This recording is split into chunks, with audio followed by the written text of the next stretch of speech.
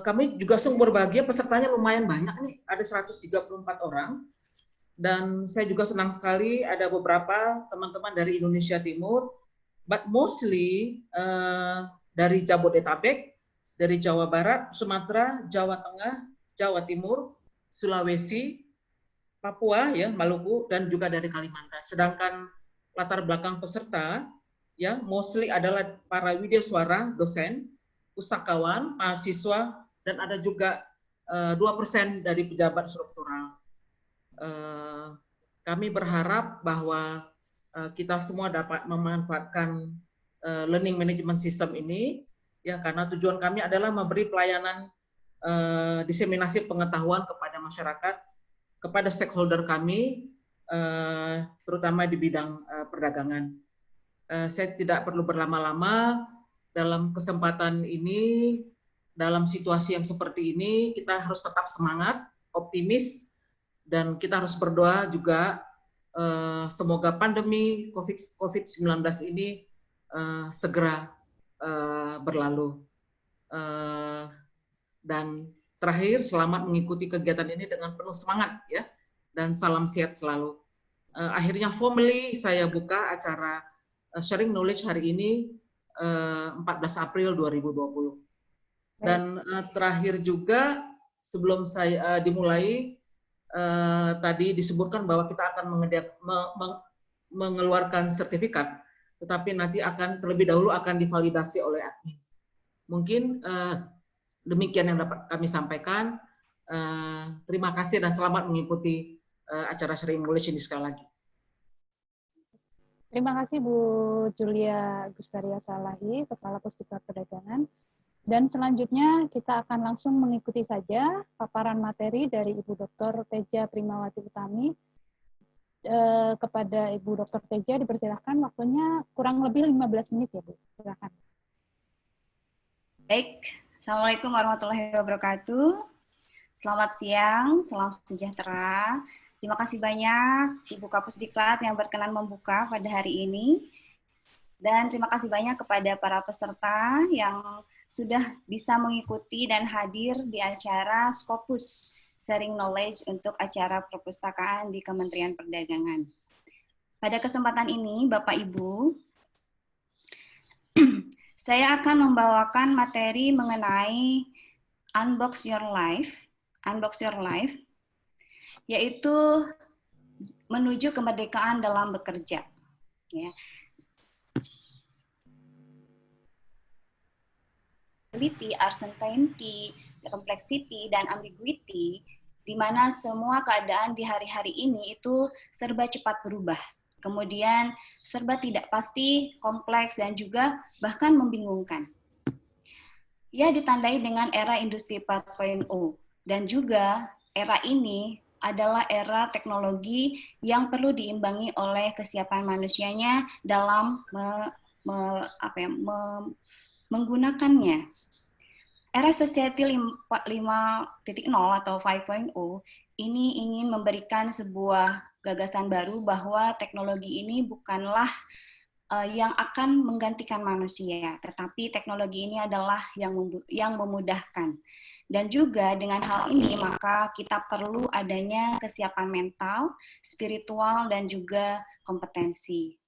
Konsekuensinya Indonesia ini, terutama untuk ASN, adalah adanya yang namanya delayering. Ini adalah respon kebijakan dari birokrasi, di mana delayering ini adalah penyederhanaan birokrasi yang sudah dicanangkan oleh Bapak Presiden, yaitu untuk tahun ini semua kementerian, baik di pusat maupun di daerah, pemerintahan daerah itu perlu menyederhanakan birokrasi menjadi 2 level eselon saja. Konsekuensi inilah yang memberikan dampak bahwa akan terjadi fungsionalisasi bagi eselon 3 dan 4 dan 5. Sudah banyak yang akan menjadi fungsional di sini.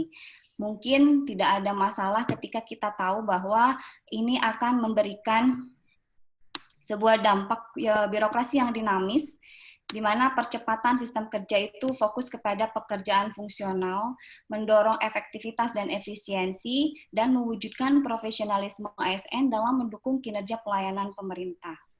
Oleh karena itu, sebetulnya dari delayering ini tidak terjadi pengurangan dari take home pay bagi para ASN ini karena semuanya sudah bisa dikonversi sesuai dengan jabatan struktural ke jabatan fungsionalnya. Misalnya eselon 3 dengan jabatan fungsional ahli madya, eselon 4 jabatan fungsional ahli muda, dan lain sebagainya.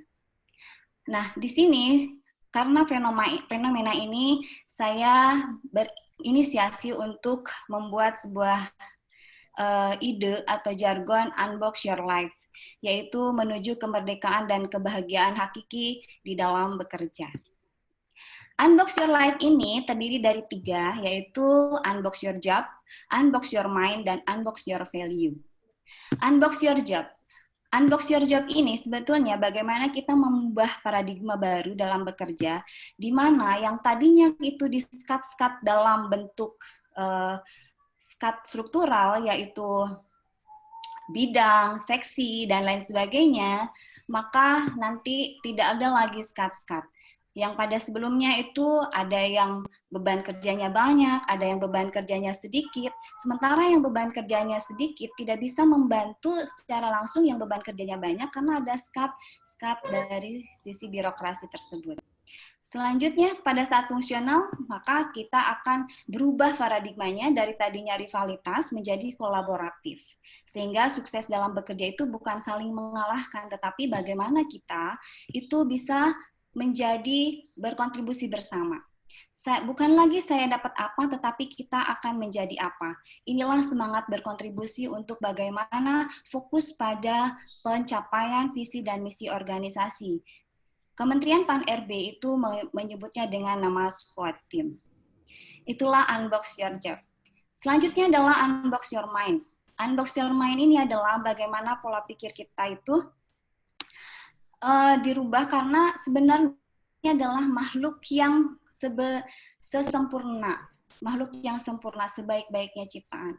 Tidak ada sesuatu yang menjadi masalah buat manusia. Sehingga permasalahan apapun bisa dilakukan dengan think positif, kemudian sabar dan pantang menyerah, yakin bisa, dan membiasakan membaca mantra sakti. Mantra sakti yang biasa kita gunakan atau saya sehari-hari kadang gunakan itu adalah hari demi hari hidup saya akan baik-baik saja. Hari demi hari hidup saya akan baik-baik saja. Terus berulang-ulang saya lakukan, hari demi hari hidup saya akan baik-baik saja. Saya teringat seorang ibu yang datang kepada saya, pada saat itu dia mempunyai wajah yang kusut, kusam, dan juga wajahnya terlihat sangat sedih. Dia datang, Bu, saya kenapa ya suka sedih terus?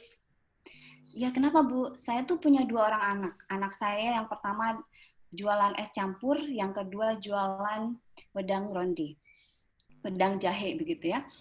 Nah, hari ini kan hujan nih Bu. Saya tuh gimana ya? Sedih karena saya tuh teringat anak saya yang jualan es campur. Betapa dia akan sangat menderita karena pada saat ini dia tidak akan ada yang mau beli. Mana ada orang hujan pengen es gitu kan. Dan kemarin tuh panas terik, saya tuh teringat juga dengan anak saya yang jualan wedang ronde. Bagaimana dia bisa dapat uang? Dia kan panas-panas jualan wedang, pasti nggak ada yang mau beli. Pasti dia kan merugi. Saya hanya bilang, oh seperti itu, Ibu tinggal ubah aja pola pikirnya ke arah yang positif. Ibu pulang lagi dengan catatan, nanti Ibu pikirkan ketika hujan, mikirin anak Ibu yang jualan wedang ronde. Ketika panas, Ibu pikirkan anak Ibu yang jualan es campur. Seminggu kemudian, Ibu itu datang lagi dengan wajah yang sumringah dan tampak lebih cantik, lebih muda juga. Dia berterima kasih, terima kasih Bu, gitu. Iya, gimana Bu? Saya sangat bahagia sekali. Hari ini panas terik. Saya senang sekali. Karena apa? Karena anak saya yang jualan es campur pasti laku keras. Dia pasti akan mendapatkan keuntungan besar, kata gitu. Selanjutnya, kemarin tuh hujan deras. Saya senang banget karena pasti anak saya yang jualan wedang itu pasti akan banyak pembeli. Dan dia juga akan sangat bahagia karena banyak keuntungan. Nah, hanya sesimpel itu ternyata. Kondisinya sama, hujan ada, panas juga ada, dan dia punya 2 orang anak. Oke. Selanjutnya adalah, maka berpikirlah positif. Bersabar itu bukan hanya pasrah, menerima keadaan, ya sudah saya bersabar, tidak seperti itu. Bersabar itu adalah bagaimana kita jatuh dan bangkit bangun lagi, untuk apa? Untuk terus berjuang tanpa menyerah. Karena boleh jadi ketika kita berjuang dan ketika kita berhenti mungkin hanya tinggal sekali lagi kita berjuang atau tinggal sedikit lagi. Bersabar dalam mengejar impian itu adalah terus bergerak maju meski tidak tahu masih berapa jauh jaraknya. Kaki itu terus berjalan karena sesungguhnya kita tidak pernah tahu berapa langkah lagi yang dibutuhkan hingga Tuhan bisa mewujudkan impian itu. Maka inilah yang sudah dibuktikan oleh Nelson Mandela. Selama 59 tahun dia berjuang bisa menjadi Presiden Afrika Selatan. Dan juga J.K. Rowling yang dia selalu menjajakan, artinya menawarkan novel imajinasinya kepada setiap penerbit. Dan akhirnya dia sudah bisa menampilkan 7 edisi dan juga filmnya itu boleh dibilang si Harry Potter mulai dari umur 5 tahun sampai dia menikah umur 20 tahun ke atas, dan itu masih dinanti-nanti oleh para penggemar. Dan pasti tahu dengan ini, Colonel Sanders, dia sudah menjajakan hampir ke 1.000 lebih pelanggan atau 1.000 lebih investor untuk bagaimana resepnya ini yang bisa memasak ayam dengan cepat, dan itu ternyata sampai sekarang bisa melegenda. Itulah sejarah-sejarah yang bagaimana kesabaran itu akan membuahkan hasil. Yang ketiga adalah inilah hari demi hari hidup saya akan baik-baik saja. Afirmasi positif, afirmasi positif, afirmasi positif terus senantiasa kita lakukan. Ada kisah Dr. Khalid Al-Jubair, dia itu menceritakan bahwa berbincang ya dengan saya baca sih. Kemudian ini dia adalah dokter ahli jantung. Ada anak dia di Timur Tengah, anaknya itu lahir dengan kelainan jantung. Hari pertama dia harus operasi. Dr. Jubair menyampaikan kepada ibunya, Bu, saya tidak bisa berbuat banyak. Ibunya hanya bilang satu hal, dia bilang alhamdulillah. Dia langsung balik badan, langsung menyepi, menyendiri, berdoa. Dia cuma satu bilang afirmasi positifnya adalah insya Allah anak saya akan sembuh. Seminggu kemudian dokter harus membongkar belahan dadanya karena ada kejang-kejang dan dibiarkan terbuka, masukkan alat untuk pemicu jantung dan sebagainya. Dan dokter juga bilang lagi kepada ibunya, saya tidak bisa berbuat banyak. Ibunya kembali afirmasi positif. Alhamdulillah, insya Allah anak saya akan sembuh. Kemudian karena terbuka ada banyak racun-racun yang masuk sehingga harus dioperasi lagi. Dan ternyata afirmasi positif itu memberikan sebuah keyakinan dan akhirnya keajaiban itu datang dan anaknya itu sembuh. Dr. Khalid ini berbicara bahwa saya sudah lupa, tapi pada saat itu ada seorang ibu menggandeng anak dan menggendong anak, gitu ya. Kemudian tanya, Ibu silakan, ada yang bisa dibantu sakit apa? Ibu itu hanya menyatakan bahwa ini Pak dokter, anak yang sudah besar ini dan sudah punya adik adalah anak yang waktu itu Bapak rawat dan selamatkan sehingga dia bisa tumbuh berkembang seperti sekarang. Itulah ya, jadi Anda itu adalah apa yang Anda pikirkan. Hadis Qudsi juga menyatakan bahwa Tuhan beserta prasangka hambanya. Itulah unbox your mind. Kemudian, kita itu bekerja bukan hanya sekedar untuk selari. Jadi, boleh dikatakan inilah yang bisa membuat kita bagaimana unbox your value. Unbox your value ini adalah bagaimana semangat menebar kebaikan dan kebenaran. Tentu saja dalam melakukan itu perlu ada mental kuat. Tidak selalu apa kebaikan yang kita tebar kepada setiap orang itu diterima dengan baik. Kadang-kadang malah dicemooh. Tapi kita harus mempunyai mental yang kuat supaya kita terus tetap teguh terhadap bagaimana semangat menebar kebaikan dan kebenaran. Kemudian kita juga perlu spiritual yang mantap. Baik, dalam Unbox Your Value ini, saya sebetulnya mengadopsi nilai-nilai yang selalu dilakukan oleh orang Jepang. Orang Jepang itu terkenal orang yang panjang umur, ya. Kenapa? Mungkin karena dia bahagia terus, ya kan? Kenapa bahagia terus? Karena dia punya 4 meaning of life, ya. Yang pertama adalah love. Mereka itu selalu mengagung-agungkan. Yang kedua, apa yang dia bisa dilakukan dari apa yang dia cintai. Makanya dia melakukannya atau kita bisa bagaimana yang kita cintai itu menjadi sebuah talenta, menjadi sebuah keahlian. Selanjutnya, profit dan benefit. Artinya apa? Apa yang kita punya, apa yang bisa kita lakukan itu bisa menghasilkan uang. Dan yang keempat adalah use atau kebermanfaatan. Dan tidak dipungkiri bahwa fitrah manusia itu ingin menjadi orang yang bermanfaat. Ketika love and talent ini menyatu, apa yang kita lakukan itu sesuai dengan apa yang kita cintai, maka itulah yang namanya passion. Nah, ketika apa yang kita bisa lakukan dan itu bisa memberikan benefit atau profit, itulah yang namanya profession. Maka dari itu, ketika keterampilan kita itu dapat menghasilkan uang, makanya itu namanya profesional, ya, profesi. Nah, nanti fungsionalisasi itu juga akan memberikan profesional. Selanjutnya, antara love dengan kebermanfaatan itu akan menjadi sebuah mission. Makanya ada visi misi organisasi, pasti adalah untuk kebermanfaatan. Dan yang keempat adalah use atau kebermanfaatan dengan profit ini yang dinamakan dengan vocation. Vocation itu adalah apa yang bisa membuat profit itu dan dapat diberikan atau diberdayakan kepada lingkungan. Itulah action yang bisa diberikan, yang bisa kita lakukan dari 4 meaning tadi. Tetapi ketika kita melakukan itu, kita akan merasakan bahwa sukses menunaikan nilai hidup itu adalah merdeka dalam bekerja dan itu ada emosi yang lahir. Emosinya itu adalah yang pertama satisfaction, yang kedua comfort, yang ketiga thrill atau sensasi, yang keempat delight atau menyenangkan. Pada saat apakah itu terjadi? Nah, ketika love, talent, dan itu bisa menghasilkan uang, kita akan merasa puas, ya kan?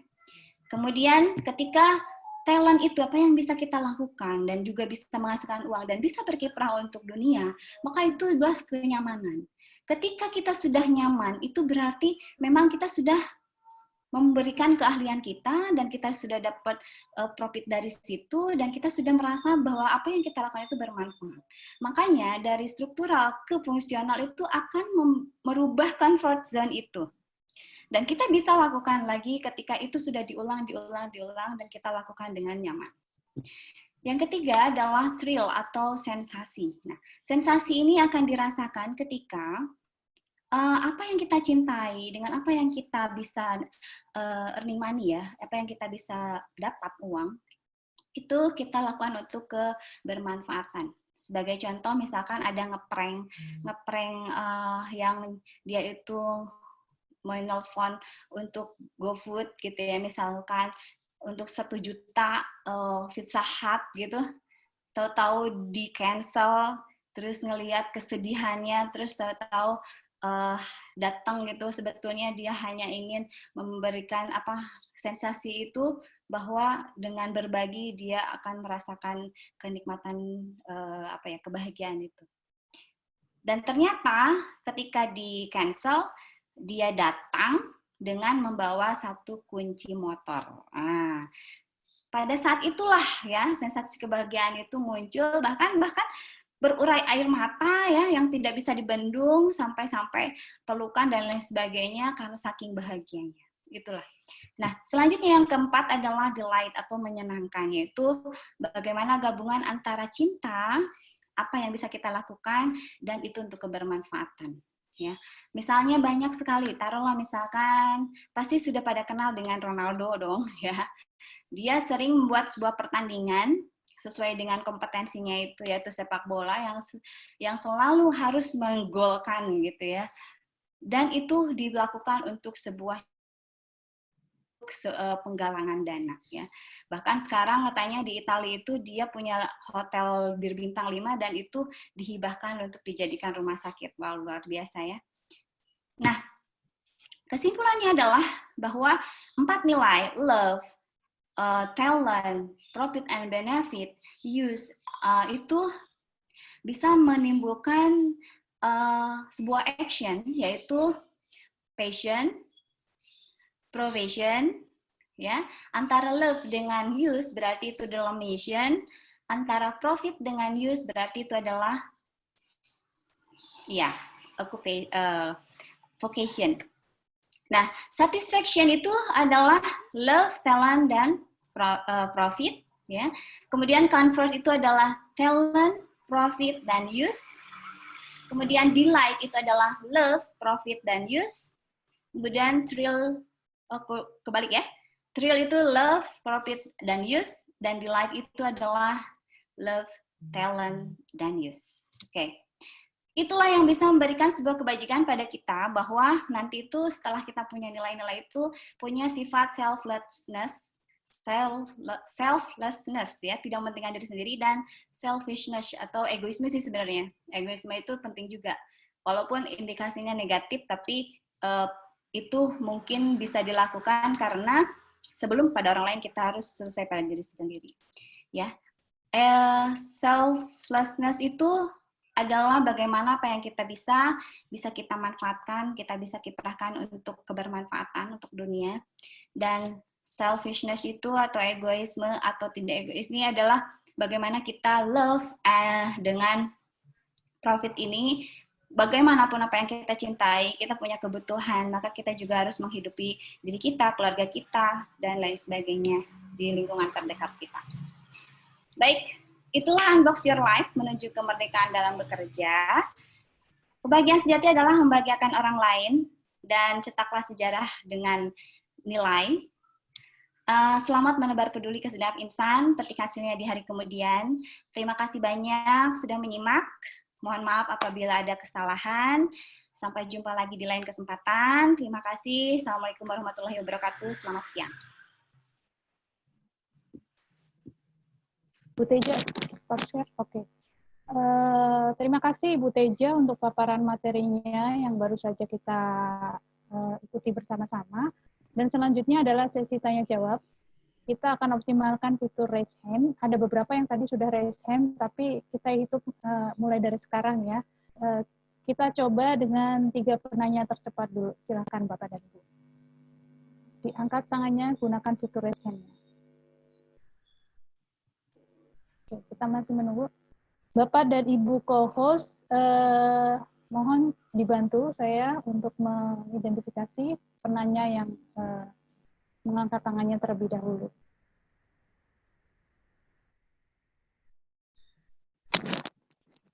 Silakan Bapak dan Ibu.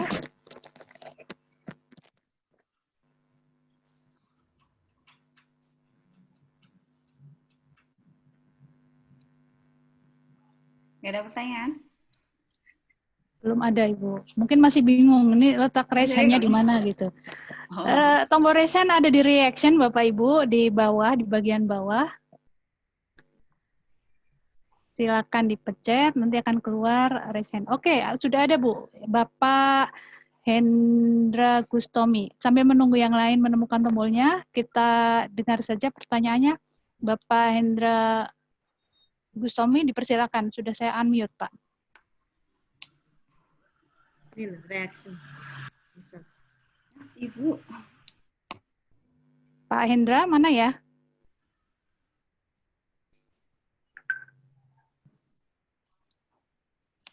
Kenapa menghilang? Oke, Pak Harif dulu. Sudah saya unmute, silakan Pak Harif. Assalamualaikum warahmatullahi wabarakatuh. Bu Teja, assalamualaikum warahmatullahi wabarakatuh. Oke, sebentar. Ini Pak Harif ya? Oke, ya, baik. Ya, silakan Pak. Ya. Makasih Bu Teja atas waktu yang diberikan kepada saya untuk bertanya pada kesempatan ini, pada kegiatan delayering ini, penyederhanaan ini untuk pejabat eselon, kemudian beralih nanti ke fungsional. Yang menarik sekali tadi itu yang disampaikan di situ adalah yang berkaitan dengan persoalan pengalihan ke jabatan fungsional itu yang mengarah pada persoalan kolaboratif, bukan mengalahkan. Nah, ini yang menjadi permasalahan besar, barangkali tantangan ke depan nanti ini kalau ini dilakukan di layering ini, karena selama ini kan budayanya orang Indonesia itu kelihatannya kalau dia merasa dirinya adalah merupakan ASN yang lebih senior ketimbang yang lebih muda, pada dari sisi kompetensinya mungkin itu yang lebih muda lebih oke, tetapi itu tadi dari persoalan kolaboratif itu yang barangkali agak sulit untuk terwujud, dan itu mungkin butuh waktu lama prosesnya. Nah, itu barangkali menarik untuk disimak, dan kira-kira untuk mengantisipasi ke depan yang lebih bagus ini bagaimana gambarannya nanti ini Bu. Itu saja dulu yang saya tanyakan sama Bu. Terima kasih Bu. Oke, Bu Teja sudah cukup menangkap pertanyaannya, Bu? Ya. Baik, silakan dijawab, Baik. Bu. Ini fenomena yang akan terjadi dimanapun ya, betul. Jadi egoisme atau apa ya istilahnya itu boleh dibilang sindrom setelah menjabat itu pasti ada keakuan bahwa saya itu dulunya pejabat gitu ya. Bahkan pastinya yang pejabat-pejabat itu eselon 3 itu pasti banyak yang sudah senior. Nah, kolaboratif ini sebetulnya tidak hanya didasarkan pada kompetensi, tapi juga didasarkan pada pengalamannya dan juga kebijaksanaan mereka. Jadi yang senior itu sudah pasti beliau itu sudah tahu atau sudah mengalami banyak hal liku-liku dari pekerjaan. Oleh karena itu penting bagi generasi muda juga memberikan posisi yang lebih baik bagi senior itu. Sehingga mereka merasa dihargai dan juga mereka merasa senang untuk berkontribusi bagaimana menciptakan sebuah tim yang bisa mempunyai bergerak cepat, kemudian kompak untuk bisa mencapai visi misi organisasi. Jadi harus sama-sama, tidak hanya kompetensi saja yang menjadi sebuah ukuran untuk menjadi sebuah tim, tetapi juga adalah pengalaman dan kebijaksanaan dari senior-senior yang memang sudah lama bekerja. Karena banyak pepatah yang mengatakan bahwa pengalaman adalah guru terbaik. Mungkin itu jawaban dari saya, Pak. Baik, saya kira cukup dulu ya Pak ya. Nanti kalau masih ada waktu bisa dilanjutkan lagi atau bisa mungkin dicapri Bu Tejanya. Baik, pertanyaan selanjutnya silakan Bapak dan Ibu. Gunakan fitur raise hand.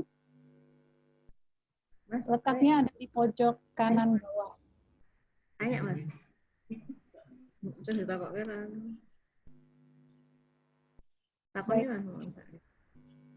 Ibu Rustia Widya mau bertanya? Baik. Baik, silakan Bu. Bismillahirrahmanirrahim. Assalamualaikum warahmatullahi wabarakatuh. Terima kasih Bu Teja atas pencerahannya terkait dengan Unbox Your Life yang terdiri 3 hal tadi. Nah, kemudian yang berkaitan dengan nilai-nilai orang Jepang tadi, itu adalah suatu hal yang menarik, suatu hal yang baru, yang menginspirasi. Tapi kalau kemudian diperbandingkan dengan kultur yang ada di Indonesia, apakah ini juga memungkinkan untuk diimplementasikan di tempat kita? Itu saja, terima kasih. Ya. Silakan Bu Teja.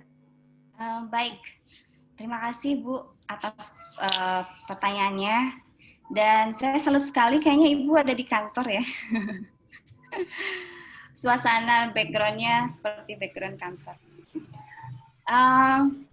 Jadi sebetulnya apapun itu, ya memang tidak bisa diadopsi langsung bulet-bulet ya Bu ya.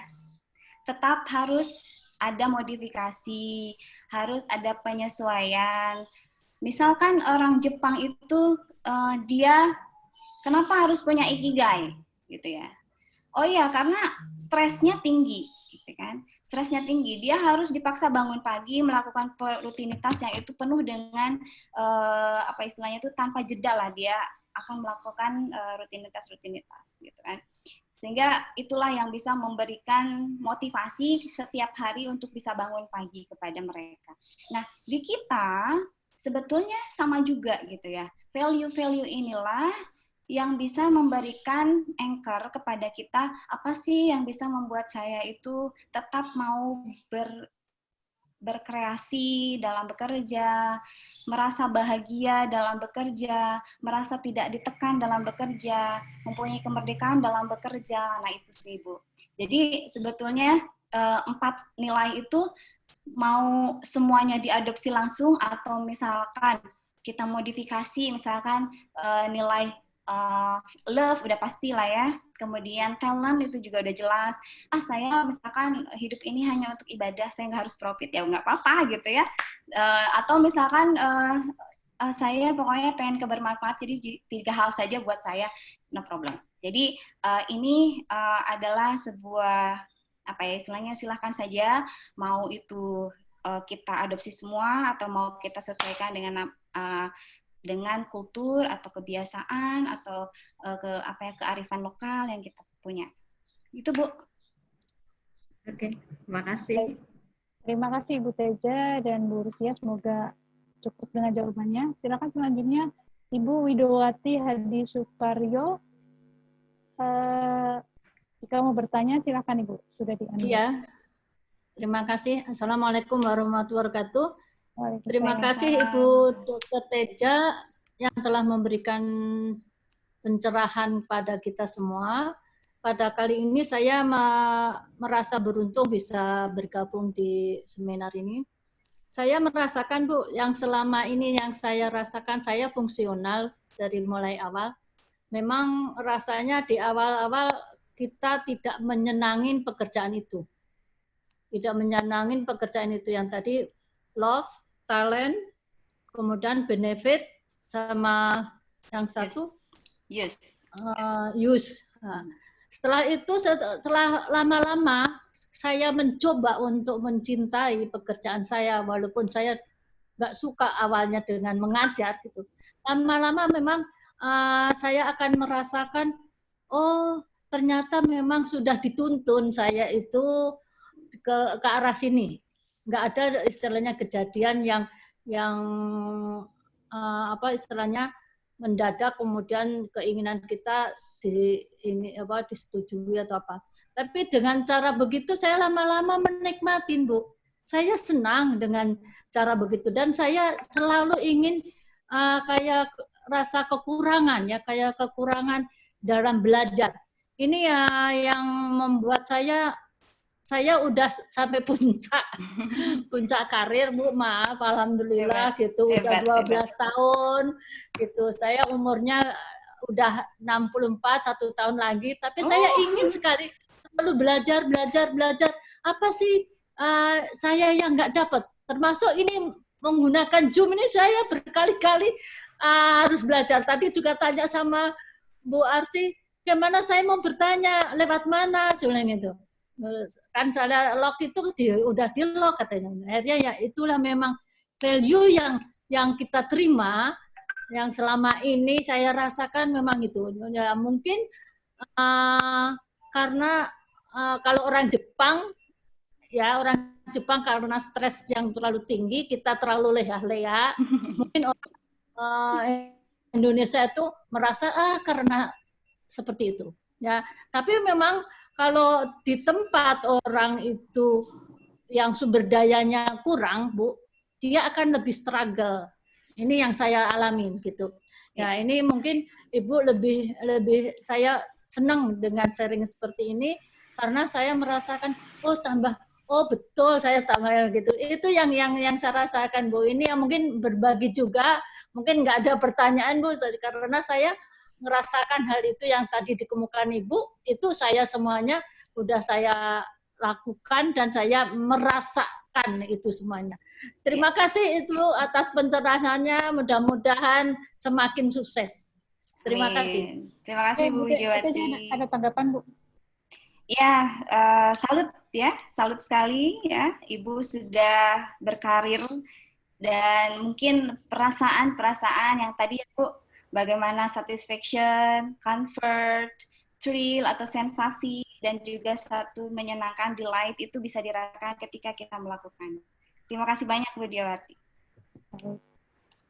Selanjutnya ada lagi yang ingin bertanya atau mungkin sekedar sharing mungkin dengan Ibu Teja.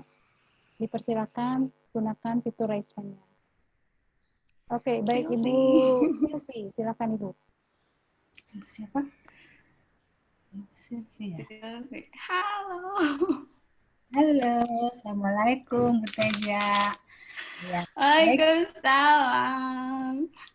terima kasih, senang sekali bisa silaturahim di ruang virtual ini. Kangen juga, udah Kangen.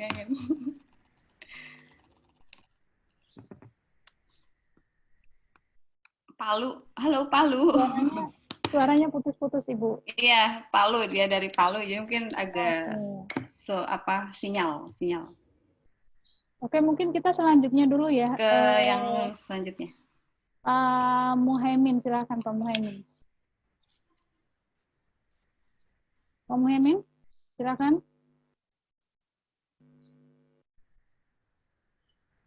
Halo Pak Muhaimin, sudah saya nyalakan mikrofonnya. Pak Muhaimin iseng nggak sih?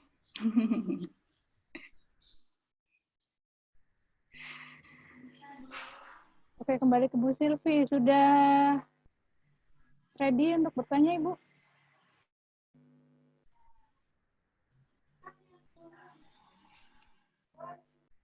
Oke, belum. Pak Muhaimin, silakan Pak Muhaimin.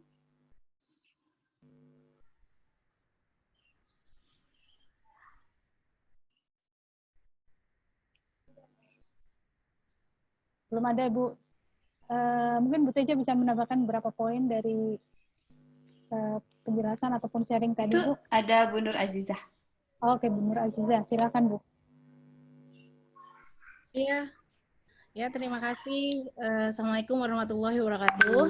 Waalaikumsalam warahmatullahi wabarakatuh. Iya Bu Teja. Jadi tadi terkait dengan di era sekarang ini bahwa kita dituntut untuk bisa berkolaborasi.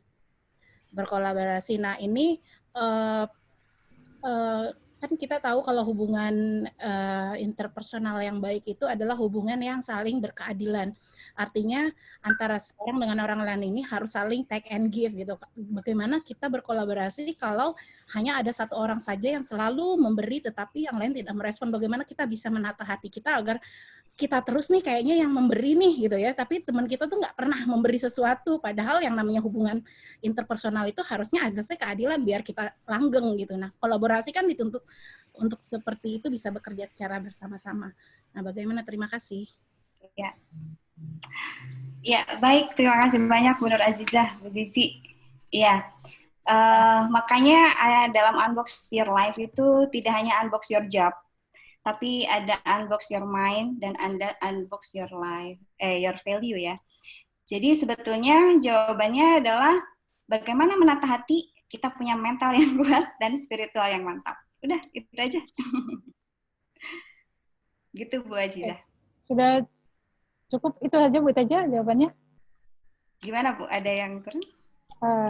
Sebentar. Bu Sisi masih belum puas sepertinya Bu. Menghadapi orang yang bekerja sama tetapi tidak apa ya tadi kalau kita selalu give tetapi yang sananya tidak pernah ya namanya hubungan kan harus take and give ya biar tadi kalau kita terus gitu tapi kita nggak merasa jadi kok kita terus nih bagaimana kita bisa berkolaborasi dengan orang yang seperti itu gitu yang nggak pernah bisa not open ya, kalau kitanya udah open tapi yang di sananya kurang open gitu, terus gimana? Iya betul Bu, itulah makanya tadi intinya adalah dalam Unbox Your Life itu bagaimana kita merdeka dalam bekerja. Artinya merdeka itu apa? Bebas. Bebas itu apa? Ikhlas gitu kan. Makanya tidak hanya unbox your job, bagaimana kita membuat sebuah tim, tetapi juga unbox your mind dan unbox your value. Nah, itulah yang bisa membentengi kita bagaimana ketika ya kita dihantui atau merasa, aduh kok saya terus ya gitu kan. Gimana sih kok saya give, mana dong yang lainnya gitu kan. Nah, mungkin ketika itu akan merasa kesal, tapi ketika kita balikan, ketika kita unbox your life, artinya kita positive thinking, kita bersabar, kemudian kita selalu afirmasi positif, kemudian value-value kita, ya sudahlah, saya melakukan ini adalah bagaimana saya itu punya kemampuan dan saya mau kiprahkan untuk dunia gitu ya, use-nya, tapi walaupun saya tidak mendapatkan profit, misal seperti itu. Jadi itulah yang bisa kita ramu lagi ketika emosi-emosi itu datang. Ya, kita buatlah segala sesuatu emosi itu menjadi lebih gitu. Gitu ya Bu Aziza. Baik, Bu Aziza, nanti mungkin kalau dirasa masih perlu berdiskusi lagi bisa japri Bu Teja ya. Bu Teja kebetulan ada juga di grup Scopus, di WhatsApp grup maksud saya, dan masih ada 2 penanya yang mengantri nih, Bapak Permadi, silakan Pak Permadi. Terima kasih.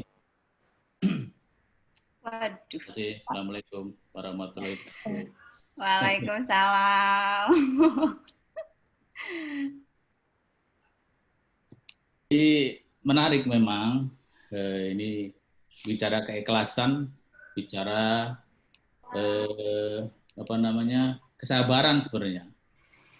Hanya persoalannya sekarang bagaimana orang itu selalu sabar. Tadi seperti yang Mbak katakan tadi ya, yang nanya, kalau ngasih terus gimana? Ya harus ikhlas ngasihnya.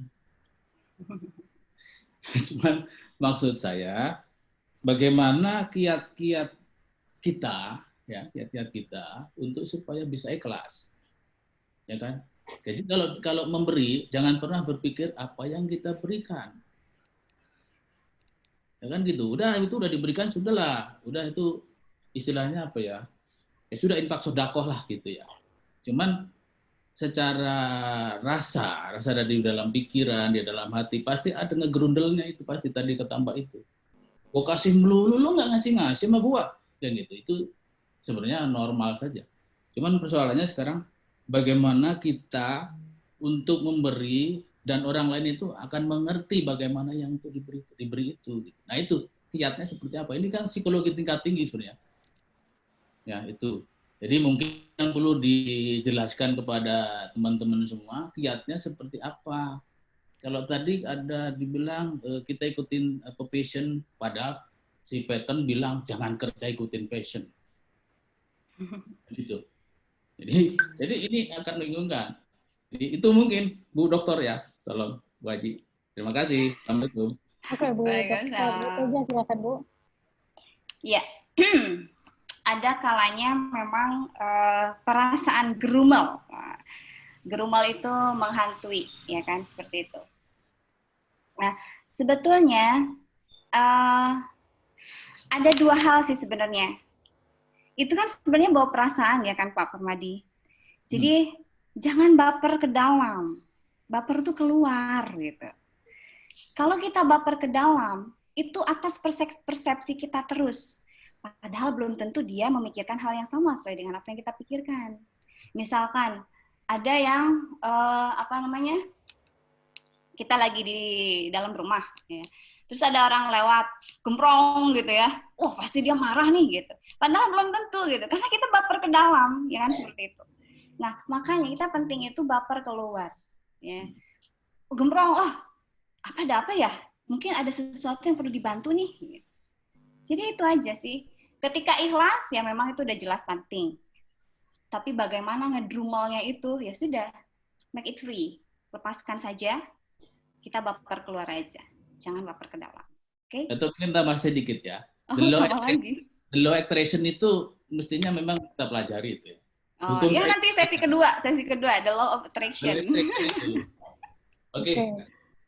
Cukup ya Pak Permadi ya. Baik, terima kasih. Selanjutnya Bapak Bahtiar. Silakan Pak Bahtiar, mic-nya sudah dinyalakan. Baik, terima kasih. Jadi saya Bahtiar dari Makassar, Sulawesi Selatan.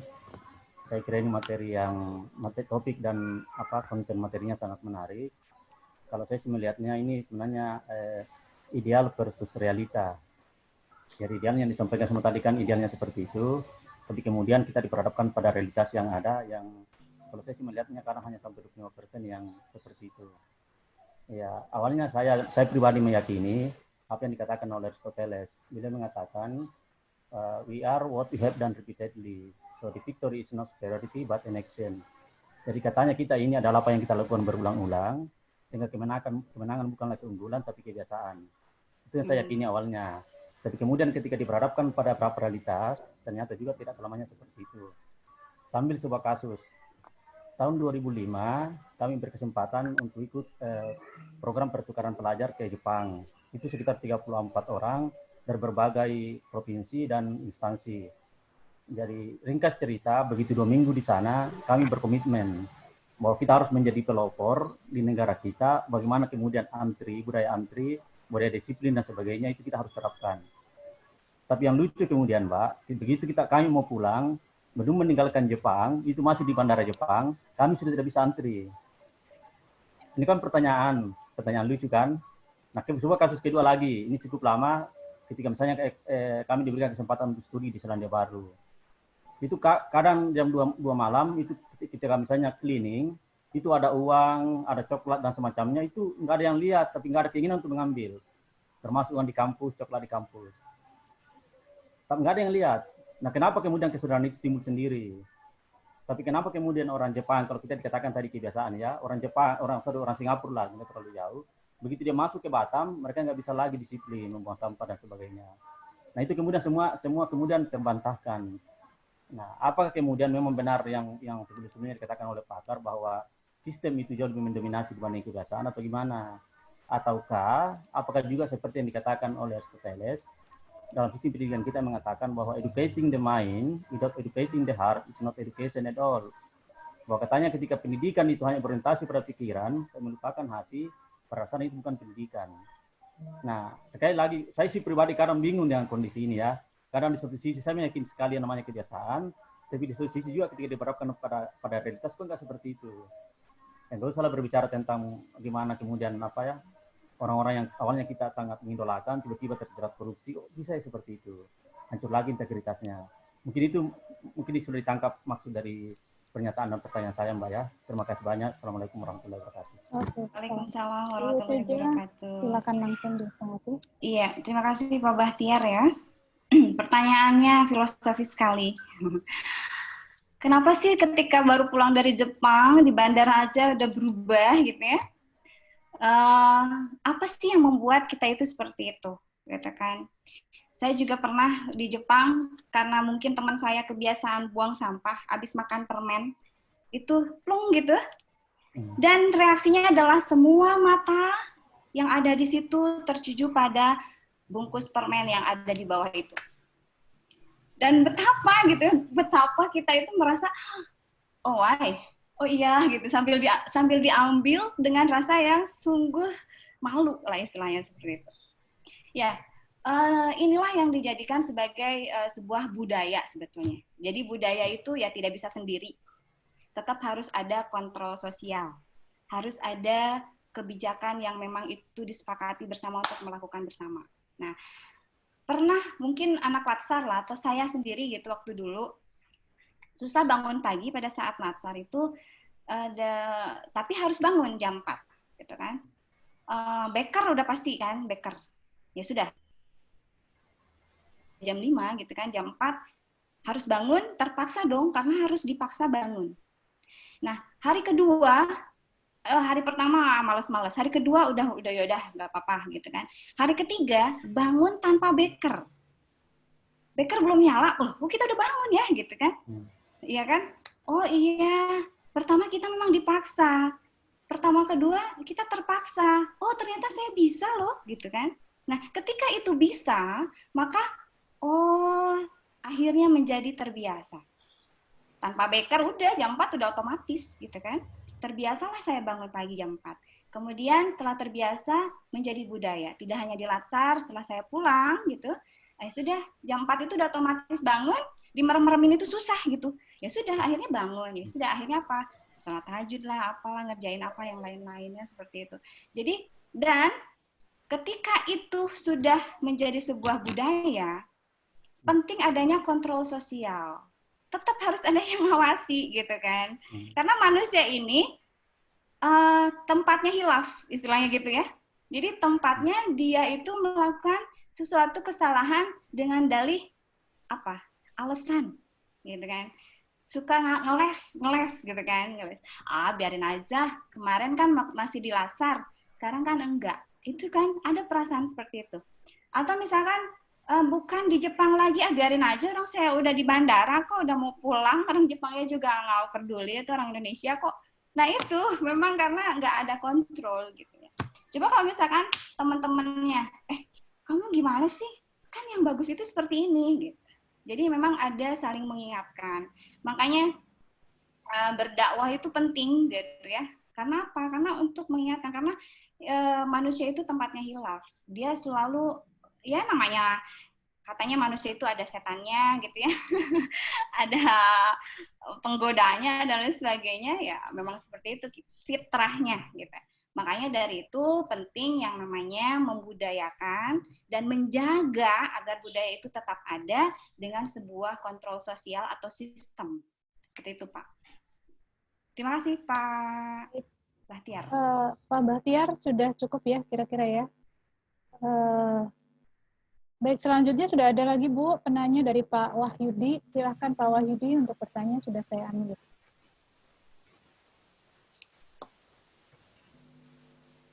Pak Wahyudi? Halo? Bisa dengar suara saya?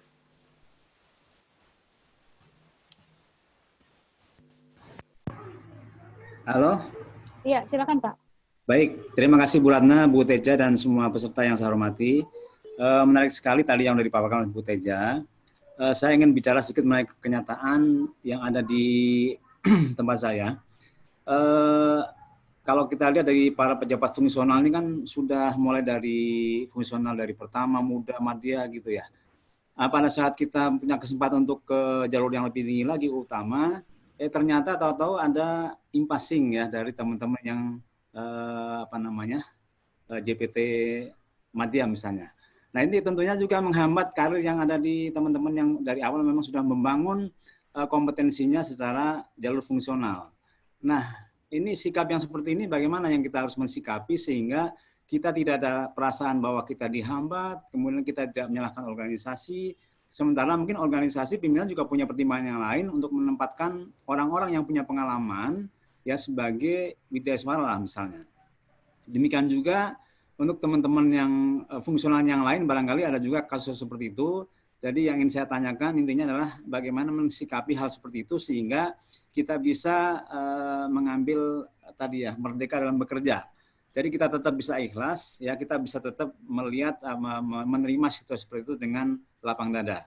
Terima kasih. Assalamualaikum warahmatullahi wabarakatuh. Waalaikumsalam. Iya, Pak Wahyudi, sukses itu hak untuk setiap manusia. Nggak ada kata menyerah. Walaupun nanti sudah banyak berdatangan JPT Madya, kita harus punya strategi. Kapan sih mereka datang? Oh, berarti sebelum itu kita harus utama. Gitu lah ya. Jadi, nggak boleh kita bilang, ya sudahlah gitu ya. Nggak, gitu. Jadi, tetap ketika kita memang mau sukses, raihlah itu. Ya. Bagaimana caranya, gitu kan? Apa sih yang membuat widyaswara utama itu harus ada? Nah, itu kita lakukan. Misalkan, widyaswara utama di kantor Pak Wahyudi ini hanya cukup 6 orang. Oh, oke. 6 orang JPT Madya yang mau masuk berapa orang, gitu kan? Oh, ternyata cuma 2 orang. Oh, kesempatannya masih ada. Atau misalkan udah 6-6-nya. Oh, berarti gitu ya. Kita harus punya step lagi. Kapan sih dia pensiun? Misalkan gitu. Atau oh, ternyata kalau di sini penuh, ya sudah, saya pindah kemana. Jadi, namanya jadi widyaswara utama. Bagaimana itu menjadi sukses untuk jenjang fungsional widyaswara itu di situ, ya raihlah, gitu. Nah, Tapi bukan berarti membabi buta ya, artinya ingin melakukan itu tapi kita menjelek-jelekan Widyaswara Utama yang dia pindah langsung. Karena saya yakin mereka itu pintar dari sisi pengalaman, tetapi belum tentu dia juga pintar dalam delivery. Bagaimana dia memberikan mengajar lah istilahnya seperti itu. Maka kita bisa mendampingi dia, backup dia dan lain sebagainya. Kemudian setelah itu berikanlah, karena JPT Madya itu biasanya nih triknya ya, dia itu punya pengaruh. Ya sudah, ketika kita bantu dia pasti yang namanya balas budi itu nggak akan pernah bisa dibayar. Ya. Makanya ya sudah, kita tetap harus berusaha untuk bisa mewujudkan apa yang sudah kita cita-citakan. Makanya sabar itu bukan berarti pasrah, ya sudahlah saya mungkin ditakdirkan hanya untuk jadi JPT, hanya untuk menjadi Widyaswara Madya karena ada yang dari utama udah diisi sama yang JPT Madya gitu, nggak seperti itu juga. Jadi prestasi, kesuksesan itu hak untuk setiap orang. Jadi semangat terus Pak Wahyudi ya. Jangan sampai punya pemikiran, saya udah aja lah, nggak apa-apa, nggak boleh ya. Ketika misalkan itu bisa ditempuh dengan apa? Oh, saya sekolah lagi, oke, siapa takut gitu kan? Kalau misalkan bisa ditempuh seperti apa, oke, pokoknya diupayakan terus. Karena boleh jadi upaya yang sudah kita lakukan itu tinggal satu langkah lagi untuk menuju sukses ya. Jadi kita tidak tahu ya, jangan itulah yang bisa memberikan kemerdekaan. Itu bukan berarti kita hanya istilahnya itu nyaman saja, tapi kita juga punya ambisi untuk bagaimana kita memperjuangkan diri kita. Merdeka itu ya jangan dikukung dong Pak, saya sebagai Madya. Apalagi ada yang menyatakan ya sudahlah, kalau udah di Madya saja, nggak boleh lagi ke Utama karena di sini nggak ada. Siapa bilang nggak ada? Emangnya dunia cuma di instansi kita sendiri, gitu kan? Masih banyak instansi lain. Kalau Pak Wahyudi mau nih, instansi kami nih, perdagangan nih, nggak ada Widyaswara Utama. Jadi boleh tuh, Widyaswara Utamanya udah pada pensiun, jadi boleh tuh kalau mau ya. Ya mungkin ada satu nanti mantan Irjen, wah memang JPT Utama itu Irjen ya, udahlah itu bahkan semuanya top lah, mulai dari how to speak-nya, pengalamannya, ketegasannya ya. Tapi mungkin belum yang seperti kita lakukan ya. Jadi memang mengajar itu tidak hanya pintar, tapi juga harus memberikan atau touch.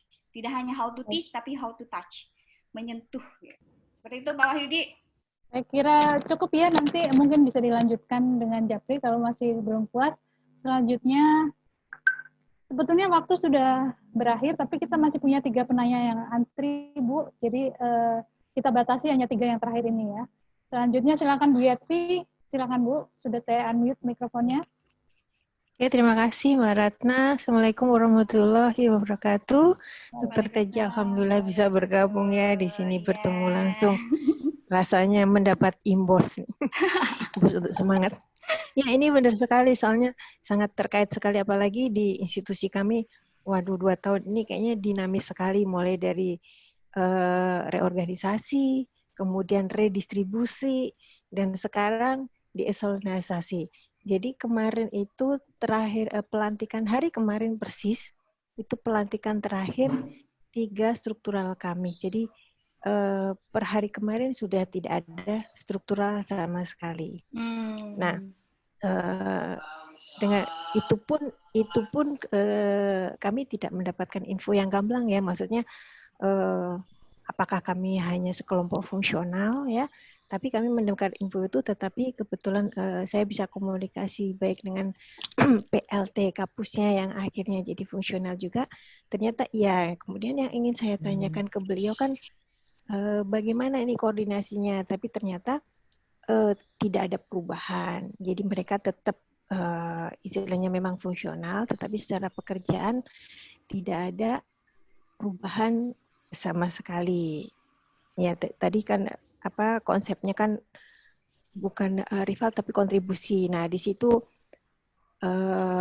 dari obrolan saya dengan PLT-nya itu, belum ada benang merah seperti apa nantinya. Dan yang sebelumnya juga di antara kami teman-teman yang fungsional ada yang begini, kalau memang saya memang dari fungsional dari awal itu sudah mungkin secara mental sudah agak gegembleng.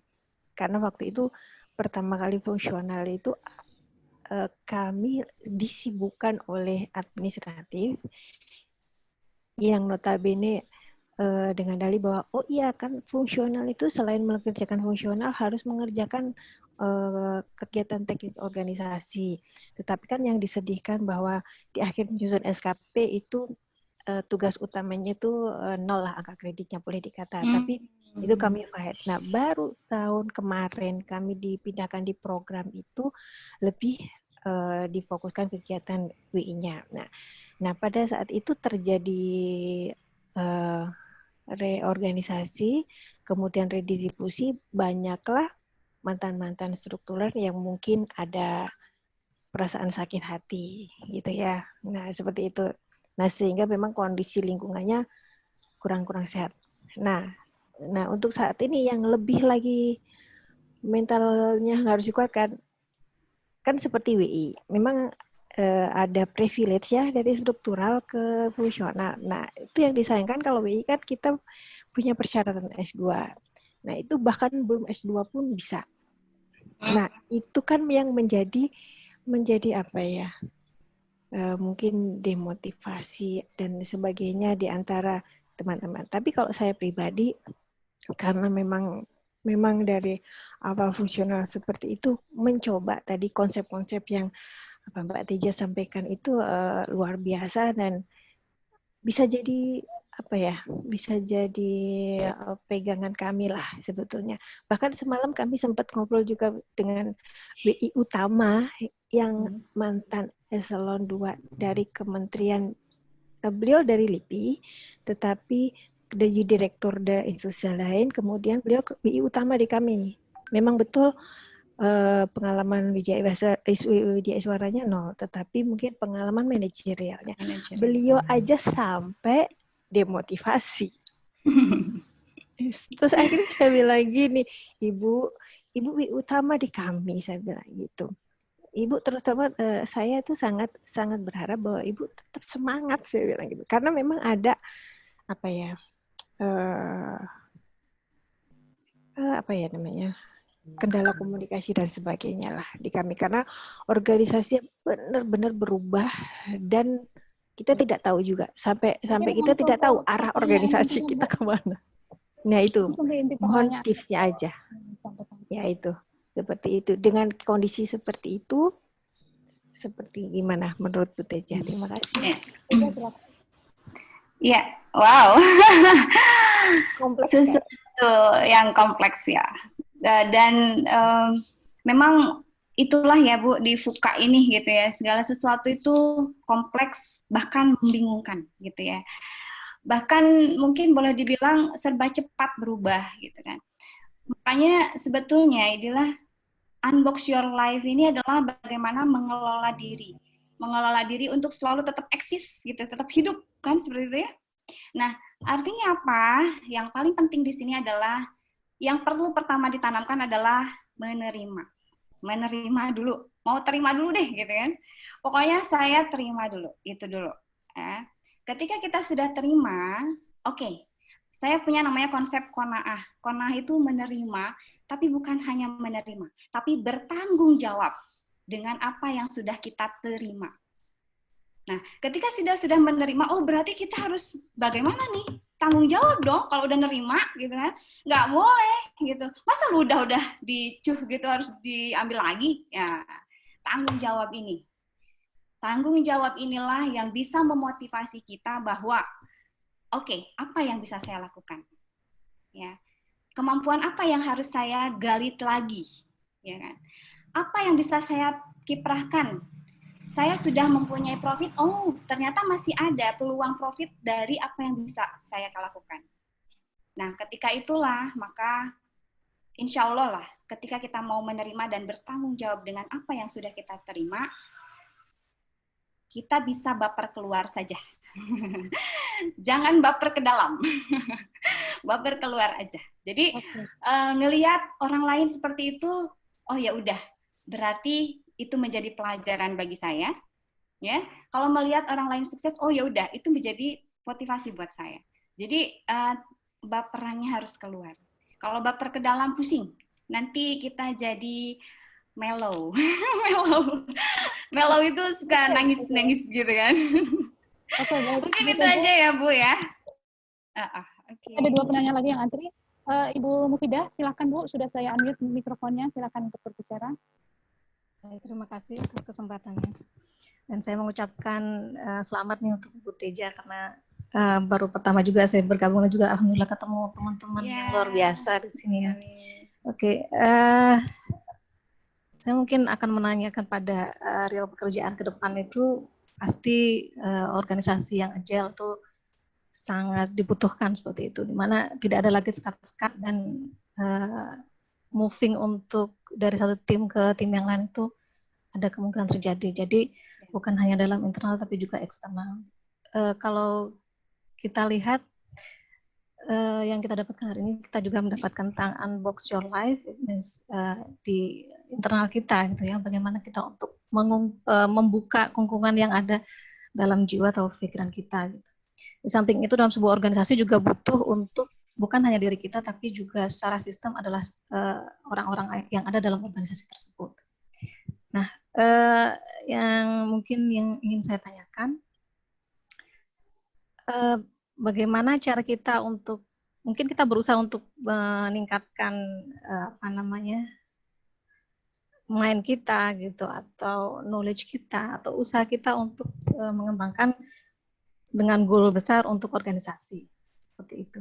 Nah, tantangannya bagaimana cara kita mengajak semua stakeholder baik dari internal kita agar kita bisa bareng menuju ke sana seperti itu, karena masing-masing unbox masing-masing mainnya itu pasti sebuah tantangan gitu seperti itu kan.